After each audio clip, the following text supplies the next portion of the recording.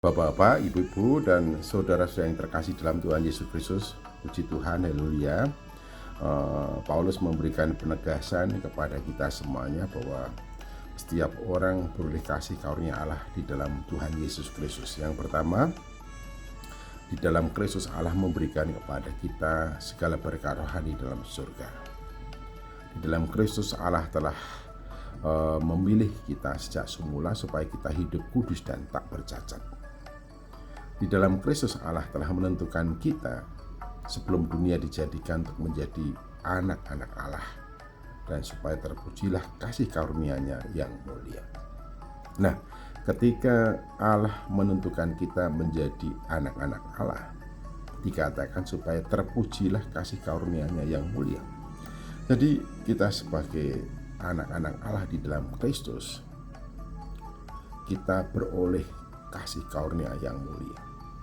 Posisi kedudukan kita sebagai anak-anak Allah adalah posisi yang dikenan dan dikehendakinya, supaya dengan dan melalui perilaku dan kehidupan kita sebagai anak-anak Allah, kasih karunia yang mulia itu betul-betul dipahami, ditangkap, dimengerti, dan kita sungguh-sungguh mengucap syukur, karena itu merupakan kasih karunia yang mulia.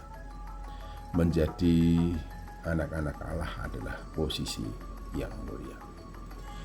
Seperti ada istilah anak polah bobo keberada.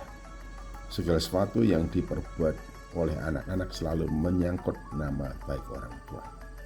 Nah, di sini sebagai anak-anak Allah, sebetulnya kita semua harus memahami bahwa Allah menginginkan dan menghendaki supaya melalui kehidupan kita, kemuliaan Allah dipancarkan. Oleh karena itu, dalam suratnya kepada orang-orang Korintus, Paulus memberikan penegasan bahwa setiap orang percaya adalah surat Kristus yang dibaca oleh sesama.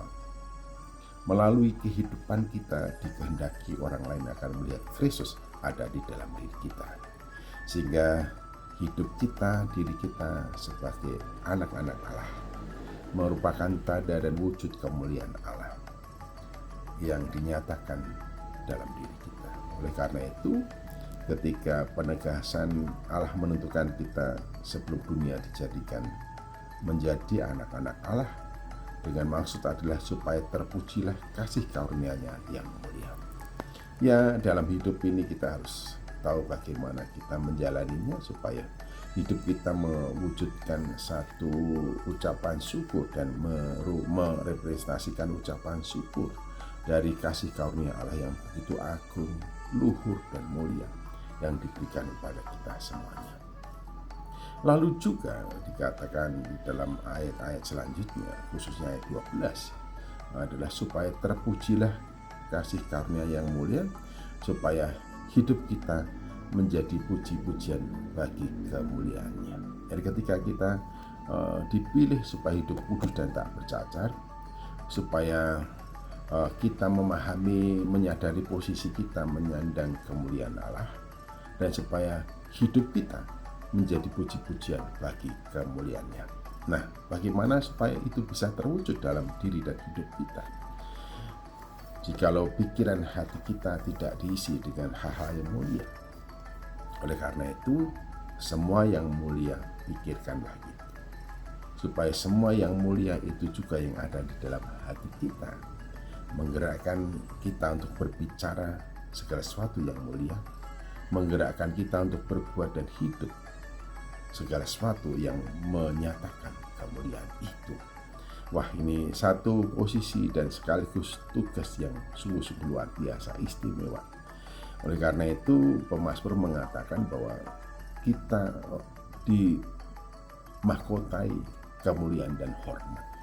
Dan ketika kita ditentukan sejak semula oleh karena kita ada di dalam Kristus sebagai anak-anak Allah, itu adalah secara konkret Allah mewujudkan kasih karunia-Nya sebagai wujud betapa berharga dan bernilainya kita di hadapannya. Anak-anak Allah di dalam diri hidup kita, tanda kemuliaan-Nya nyata, Oleh karena itu, kita harus mengisi hati, pikiran kita dengan kemuliaan supaya hidup kita menjadi puji-pujian bagi kemuliaan namanya. Ingatlah akan hal ini, mengapa kita harus memikirkan semua yang mulia, mengapa kita harus mengatakan semua yang mulia, bagaimana supaya kita hidup dengan martabat kehormatan sebagai anak Allah, yaitu supaya hidup kita menjadi puji-pujian bagi kemuliaan namanya. Tuhan Yesus Kristus memberkati.